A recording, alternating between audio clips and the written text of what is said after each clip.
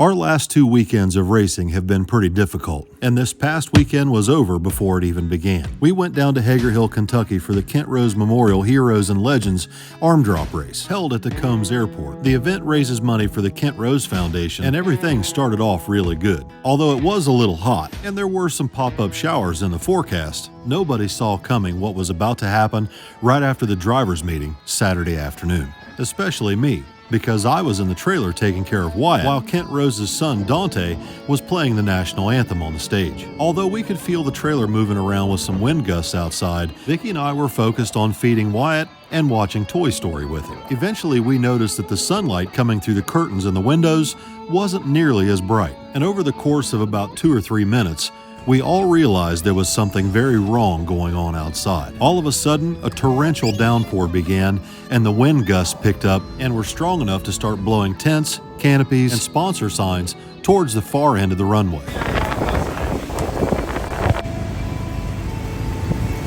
At this point, we realized this is clearly more than just a pop-up shower. And then we realized it's a dangerous situation for a lot of the people who were there to witness the race. As the wind gusts continued to increase, a very large tent on the spectator side of the raceway collapsed, injuring some of the spectators who were using it for shelter to escape the downpouring rain. EMS crews quickly made their way over to the tent and began treating some of the injured people. Once the rain stopped, we realized we weren't going to be able to finish this race anytime soon. We were very thankful to see that our tent survived and that some of the spectators offered to help us pack up all our muddy totes into the back of the trailer. Based on the amount of rainfall and the damage, we all pretty much knew the event was over, but the official word came not long after. The event is unfortunately canceled. Racers, see Kenzie at the Nitrous Express tent. She has your race refunds. Spectators, we are not done having events. Keep your wristband and keep up with the page, and we'll let you know if we're going to get a reschedule in this year, or if you can hold on to it long enough, we'll be back at it again next year. So unfortunately, the event was over before it really ever began. Everybody started packing up their race cars, concession stands, and merchandise tents and started making their way home as best they could. Gina and her team had everything in place to make this a successful event, even if we had some pop-up showers. This was far more than a pop-up shower. And even if they could have dried the racing surface, the sheer amount of mud and water standing in the pits would have made it impossible to keep the racing surface clean. It was just a very unfortunate situation that there was honestly no way to prepare for. All we can do now is go home and try to clean everything up and get ready for another weekend. All right, so it's Sunday? It's Sunday, and we made it home in one piece. Now the process begins of unloading everything and letting everything dry out. I'm afraid some of the merch got wet. I don't know. Did some of it get wet? Just one tote, but we got to sort through everything. Everything got put away in a mess. But the biggest thing is everything is a disastrous mess from all that mud, especially the golf cart. I drove this thing through the flood waters to rinse it off a little bit, but it's still pretty nasty. Literally everything that we took down there needs to be cleaned up, assessed for any damage, and dried out. And that includes all the totes full of merch, which Vicky began unloading and cleaning with plenty of help from June and Chevy.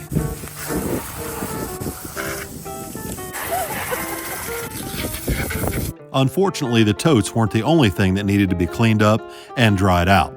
Tommy accidentally left the windows down on Billy's dually, and let's just say that the interior doesn't smell quite as fresh as it once did. So now that the sun's out and everything's drying out in the yard, it's time to start moving everything out of the shop to make way for the race cars that need to be unloaded out of the trailers. Tommy works on unloading the race cars. I started moving the cars that were in the shop out. And since I haven't yet had time to take Addie's car for a test drive since we replaced the distributor in it, now is as good a time as any. Now, if you remember, she showed up here the other day with one of the mufflers blown apart. Me and Jeremy helped her get the muffler welded up, but once they put the exhaust back on and drove the car up here, clearly it had a problem. After going over the car from one end to the other, we found out that the distributor was bad. And although the engine sounded better and the throttle response had improved, this is the first opportunity I've had to take the car up the road and make sure that this problem that would come and go is actually fixed once and for all.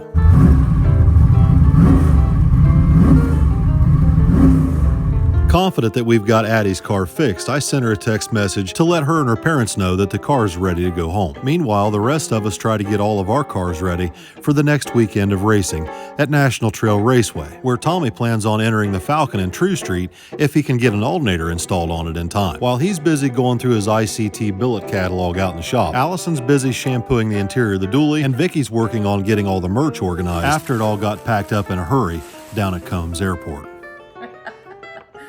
So in the hurry of we have to get stuff put away, they just started throwing stuff in some sacks. I was wondering what the heck's going on with all these Jegs bags full of merch. I know. It was... Bless their heart for doing it, though, because I can't believe that we even still have our tent or any of our merch. Those canopies are expensive. Yes. And as I'm holding down the canopy on our side that was covering the Falcon and the Supra and Allison's truck, like me, Tommy, and Allison are doing all we can to hang on to that. And some spectators came and helped hold those down so we could slide them away from the cars. And they helped us load merch back in the trailer once we got it drug over there through the mud. Thank gosh. But so in my mind, I'm worrying about what's happening on the other side of the track. I know that my help over there is probably struggling to hold on to that tent. When it was all said and done and you took me over there and it was still standing, I was like, I don't know how, but everything took a beating because it just flung mud and dirt all over the outsides of everything, and they were throwing stuff off the tables into sacks and into the truck. And Molly lost her canopy. yeah, it was a cheaper, smaller one. And it destroyed it. Destroyed the frame of it. I think they saved the top that she had her logo printed on, but destroyed the frame.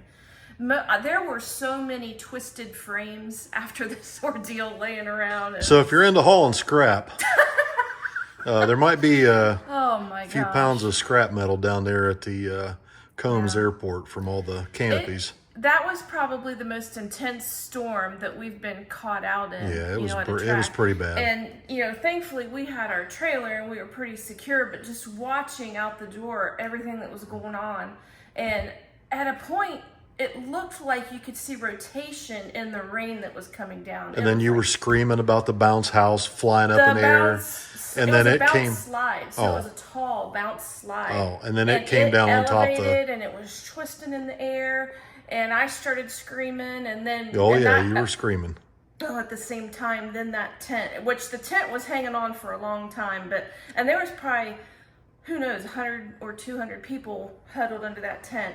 And about the time that bounce house lifted up and it was taking flight, then the tent went down, and of course I'm screaming. And there was a couple of people that got injured in the tent, but not seriously, I don't think. Nothing serious. I think somebody had a shoulder injury. Mm-hmm. Some of those poles were bent and flying, so.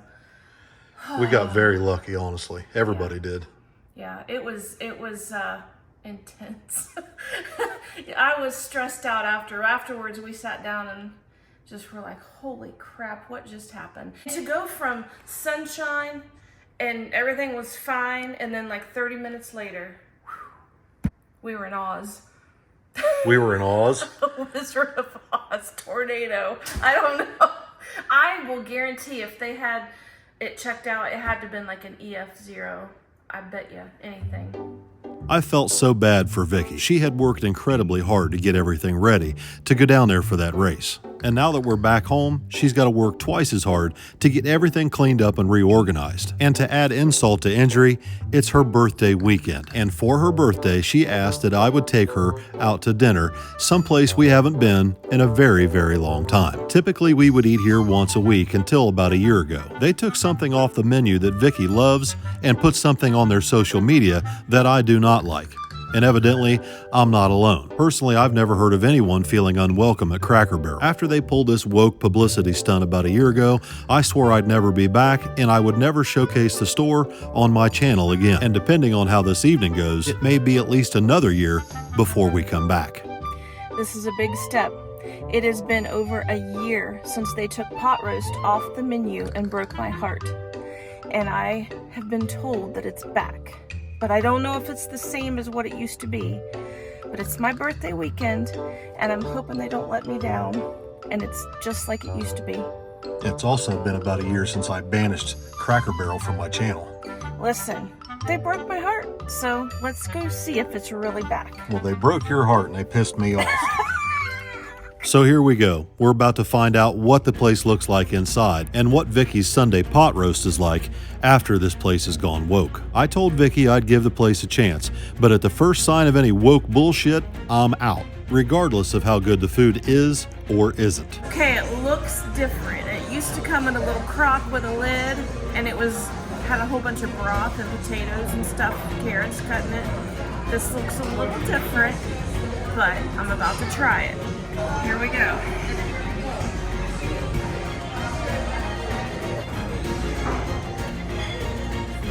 This will do. Yeah, it's good.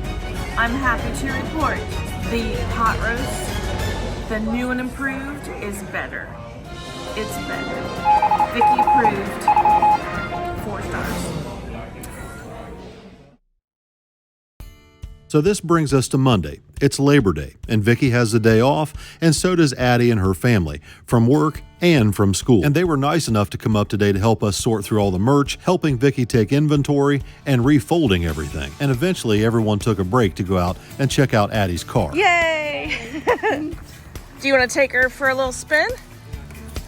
Now, Vicky didn't have to ask me or Addie twice if we wanted to take her Malibu out for a drive. Since we had run through the better part of a tank of fuel working on her car, I decided to take it down to the fuel station and top it off for her before she drives it home this evening. Now, at the moment, Addie's only 15 years old. She's got her learner's permit, and she can drive the car so long as she has an adult riding in the car with her. And once we got down to the sheet station to put fuel in it, I told her I'd let her drive it home, and I'd ride shotgun. I swiped my card at the pump and let Addie fill the car up herself. It's important that she learns how to do all these things with the car so that she's familiar with everything from the fuel cell to the starter button and everything in between. The goal here is for Addie to become so familiar with her car that everything she needs to do to drive the car becomes second nature. Everything from the brakes and steering down to shifting the car into low gear every time she stops will eventually become so natural to Addie that she won't even think about it. I can already tell her confidence is growing every time she takes the car out and drives it. I feel that it is an incredible privilege to get to teach Addie how to race and work on her own car. I mean, if you really think about it, there are some things in life that money just can't buy, and teaching Addie how to drag race is definitely one of them. All right, so we got your car all fixed up. Maybe you bring it out to trails this weekend. We're going to be out there, right? I know you can't race it yet, but at least you can put it on display. You can put it in a car show or something. We can hard park with the best of them, can't we, kid? All right, well, you be careful going home, okay? Don't give Dad too many gray hairs. Okay. She's a little wild making turns in that thing. Speedy Gonzalez. All right, be careful. So while Addie and her mom and dad are headed back home, Vicky and I got started mowing the grass and getting some yard work done that we've been letting go over the last several weeks. Between filming and editing, traveling, racing, and maintenance and repairs, we stay pretty busy around here. Time management, communication, and efficiency is key. But unfortunately, none of those attributes seem to come natural to my kids. I don't get it. I really don't get it. These kids have got 1, 2, 3, 4 post lifts and a 2-post up in my shop, and look what they're doing. Look at this thing. What is that? It's a transmission jacker. Show them how it works, please. Watch this. You gotta help it out just a little bit. Just to get it off. Oh, okay. Oh, you gotta get God. What kind of ramshackle bag thing is that? What do you mean ramshackle? Jeff brought this over. I'm not just gonna not use it. Look at this. Jeff made and that? Transmission's in. Out of wood. We are bolts away. It has a steel frame with some wood blocks to get it high enough to put it in the truck, alright? It's adjustable. Why aren't we doing this on a lift with a real transmission jack? This is how D10 trucks are built. It's honestly like, Alright. it honestly looks even All right. Angle. This is what you get when you work on the floor. Well, the kids have their project and their way of doing things, and I have mine. Although no matter what, sometimes things just don't work out the way you'd like them to. All we can do is try our best to hit our target and try not to waste too much time on our phones. I've got a little bit of maintenance I want to get done on the Malibu first this morning, and then we'll move on to other things. Well, Buckwheat, how was your weekend? Shit, as usual. Tannerite, how was your weekend? Uneventful. How'd your raffle go? I couldn't stand doing it anymore. Oh, It was terrible. you finally got rid of that Mustang? Or no, it wasn't a Mustang, it was a Maverick. Yeah. Ugh, Yeah. never do that again, will you? No, never again. I don't know how people do it with that many spots and that much money. And I know how Billy does it. It's because he can do it in 2 days and get it filled. Right. But with me, it took 2 weeks. Right. And then trying to get the people that got on the list the first week Right. to pay, it's a whole fiasco. It's not fun, is it? Never again. I'd rather eat gravel. Yeah. Well, nah, you're not that. So once we get this thing down off the lift this morning, I want to get that Monte Carlo moved over here so we can start putting the 5-speed in it. I just got the transmission back from Hanlon, and they had to make some changes to the transmission. We had to set it up for a mid-shifter mount, and I don't know. It's taken a little bit of time to get it back, but now that we've got it back, I want to try and get this Monte Carlo put together, maybe get the brakes up on it, get a drive shaft built for it, and then I want to get it taken up to Michigan so that Joe and the guys can get started on the turbo kit. And I've got a few modifications in mind for the rear of the car. I'm not sure if they're going to be interested in doing that stuff, but that reminds me, I need to call them. So I'm going to hop off here real quick while we're getting these cars swapped around. And then I've got to make a trip down to Restoration World to pick up some parts for the 55 Chevy. Once we finished changing the gear oil in the rear end of the Malibu, I backed it outside to make room in the main shop for my Monte Carlo. Now, as I mentioned, we've been off this project for a couple of weeks. I had a feeling that getting this top-loader transmission to work with the original offset shifter boot would be a problem. And so far, it has been just as much of a pain in the ass as I figured it would be. We thought we had this all covered, but initially the shifter wasn't even remotely close to lining up with the original shifter hole. So I shipped the transmission back to Hanlon, and they set it up for a mid-mount shifter, which by our calculations should put the shifter exactly where it needs to be to line up in the factory hole. So our goal for this morning is to get the transmission installed in the car and get it mounted on the crossmember so that we can check our driveline angle as well as clearance in the transmission tunnel for the offset shifter. Honestly, everything fit and bolted up pretty easily, but there is a problem. We don't have enough clearance for the offset shifter under the transmission tunnel, which unfortunately means we're going to have to make modifications to the floor pan. All right, so we've run into a little snag here. We don't have enough room above the transmission for the mid-mount shifter to mount on top of the transmission and obviously line up with the stock shifter boot. So the transmission tunnel is going to have to be modified. I just talked to Joe up at Bipolar, and he told me to go ahead and bring it up there the way it is, and they'll modify the floor pan and raise that up to make it work. So that's kind of a bummer, but it is what it is. Otherwise, I think the shifter is going to line up in the stock shifter boot and in the stock location really nicely. So happy about that. We've got a few other little things we want to work on with this car. So since this thing's going to be on E85, I'd really like to have a larger fuel tank, and I really don't care for this spare tire well.